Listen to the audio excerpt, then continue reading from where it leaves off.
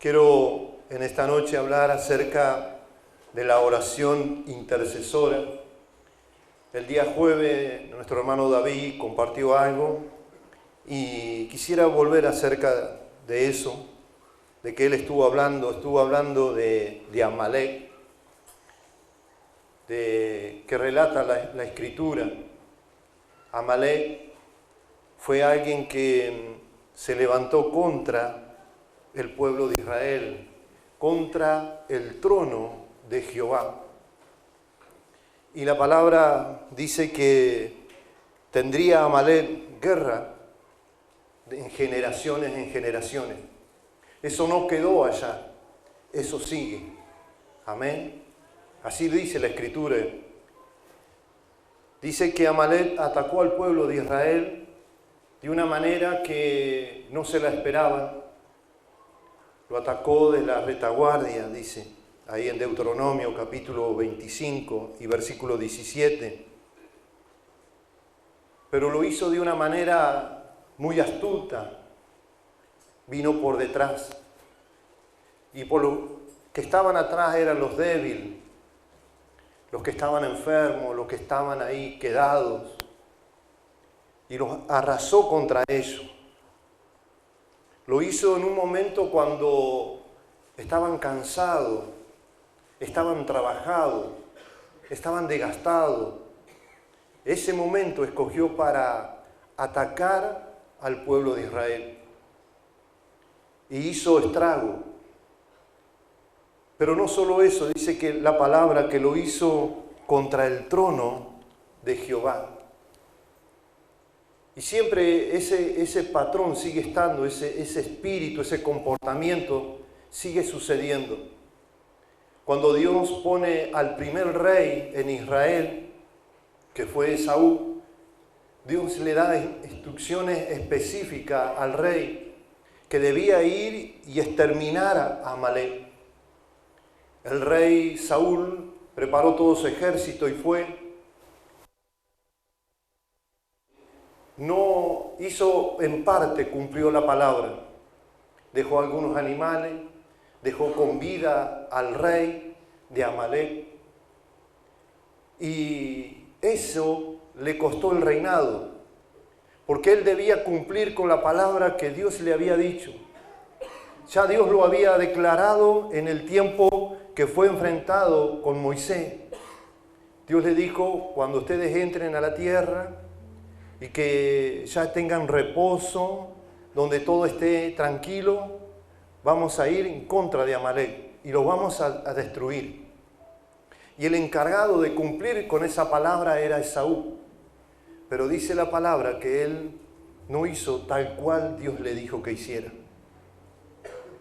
El día que muere Saúl, que estaba moribundo, con su espada clavada, el que le dio el toque final fue uno de Amalek.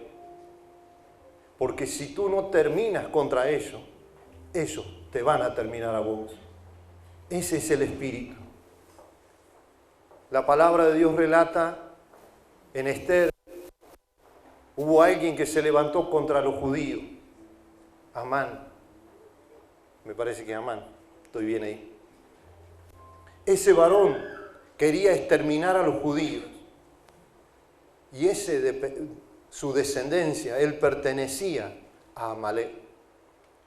Siempre ese comportamiento de ir en contra del pueblo de Dios, contra el trono de Dios. Cuando hablamos del trono de Dios es contra lo que Dios ha determinado hacer, contra el propósito de Dios, con lo que Dios ha diseñado para su pueblo. Cuando él atacó en aquella oportunidad que nos relata ahí en Hechos capítulo 17, si bien el pueblo de Israel recibió los muertos, fue herido, sufrió las consecuencias, pero no era contra ellos, era contra el trono de Jehová. Y aún este comportamiento sigue siendo igual. No es contra la iglesia, no es contra tu vida, es contra el propósito de Dios, contra el trono de Dios. Ustedes lo pueden ver en la vida de Pablo cuando él perseguía a la iglesia y mató a muchos creyentes, hijos de Dios, Jesús se le aparece y le dice, ¿por qué me persigues? Porque no era contra la iglesia, era contra él. Amén. Y esto es lo que estaba haciendo Amalek, era contra el trono de Dios. Dios le había dicho al pueblo que los iba a llevar y los iba a entrar en una tierra donde fluía leche y miel, donde ellos iban a tener reposo, donde ellos iban a... Y salió para truncar todo eso, para que eso no se cumpliera. Eso no vino contra el pueblo de Israel, vino contra Dios. Amén. Pero la palabra que quiero compartirles es como Moisés enfrentó esa batalla. Dice ahí en Hechos capítulo 17, Éxodo, capítulo 17, y dijo Moisés a Josué, escógenos varones y sal a pelear contra Amalek. Mañana yo estaré sobre la cumbre del collado y la vara de Dios en mis manos. E hizo Josué como le dijo Moisés, peleando contra Amalek, y Moisés y Aarón y Hur subieron a la cumbre del collado. Y sucedía que cuando alzaba Moisés su mano, Israel prevalecía, mas cuando él bajaba su mano, prevalecía Amalek. Y las manos de Moisés se cansaban, por lo que tomaron una piedra y la pusieron debajo de él. Y se sentó sobre ella, y Aarón y Hur sostenían las manos, el uno de un lado y el otro del otro. Y así hubo en sus manos firmeza hasta que se puso el sol. Y Josué deshizo a Amalek y a su pueblo a filo de espada. Amén. ¿Qué hizo Moisés? Le dijo a Josué que buscara gente de ahí del pueblo y que fuera a pelear contra Amalek. Y dice, pero yo voy a subir al monte y allí voy a levantar a la vara de Dios mis manos. Y así hicieron. Y mientras Moisés tenía las manos levantadas allí en el monte, Josué avanzaba. Josué destruía al enemigo, a Amalek. Pero cuando Moisés bajaba los brazos, dice la palabra que Amalek prevalecía, avanzaba. Pero cuando él levantaba, de vuelta volvía el pueblo de Israel a tomar fuerza y seguía. Lo que veo en esto, que el misterio no está en la espada, en la habilidad de Josué. Tenía un ejército, tenían espada. No estaba en la capacidad, en la valentía de estos varones. El secreto de esto estaba cuando Moisés levantaba los brazos. Cuando él se levantaba los brazos, el pueblo avanzaba. Cuando él bajaba, que se cansaba, el pueblo de Amalek prevalecía. Y así estuvieron hasta que Moisés se sentó y estuvo ahí hasta que el día amaneció. Hasta que la tarde, aquel día, finalizó la batalla. Y dice que Josué deshizo a todos sus enemigos. Pero todo eso sucedió porque hubo un varón que estaba parado allí en la cumbre, sentado con sus manos levantadas, y el pueblo prevalecía. Y esta es la palabra que quiero compartirles en esta noche. Dice la palabra allí en Efesios, en el capítulo 6, versículo 18. Porque como pueblo de Dios estamos siendo atacados por Amalek. Y a veces no nos damos cuenta, porque estamos tan enfocados en las cosas cotidianas que nos toca vivir y enfrentar cada día. Entonces no nos damos cuenta, pero Amalek está atacando por la retaguardia. Y busca los momentos oportunos, cuando estás cansado, desgastado. Ataca al débil, que está descuidado, distraído, desenfocado. Viene haciendo su trabajo. Y como pueblo de Dios, vamos viendo las caídas, vamos viendo las consecuencias de cómo viene trabajando de una manera muy astuta para destruir propósito, llamado, de lo que Dios ha determinado hacer, no se lleve a cabo. Pero la palabra dice allí en Efesios, en el capítulo 6 y versículo 18, que dice la palabra, orando en todo tiempo, con toda oración y súplica en el Espíritu, velando en ello con toda perseverancia y súplica por todos los santos. Amén. Nosotros no necesitamos subir al monte de Carmelo, pero sí podemos orar, tener tiempos de oración. ¿Por qué estamos viendo las consecuencias de los ataques de Amalek? Porque falta oración, falta intercesión. Hay algo que está haciendo, hay algo que una vez escuché, que cuando dejamos de orar, el enemigo avanza, pero cuando oramos, el enemigo retrocede. Y hoy el enemigo está avanzando, porque no hay un pueblo entendido que se pare en la brecha y comience a orar y a interceder. No solo por tu familia, no solo por tus hijos, sino por el pueblo, por los santos, dice. Hay muchos santos que necesitan de nuestra oración, de nuestro clamor.